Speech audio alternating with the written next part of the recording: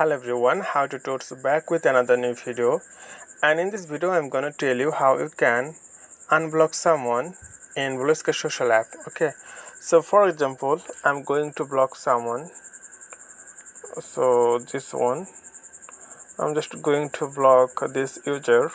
It's randomly for tutorial purpose. Wait a second for getting the page. So you can see the three dot, this one. So simply click on that.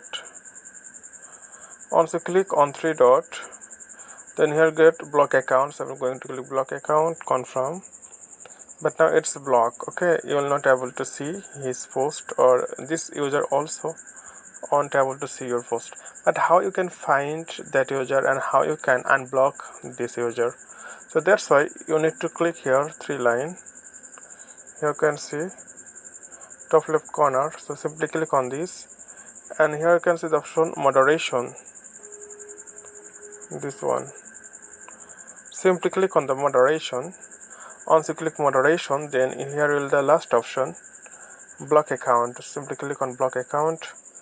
Then you will see how to whom you blocked. So simply click on that account, and you will redirect to their account, and then click unblock. Again confirm. So it's really simple. So okay friend, today's no more, and thank you for watching.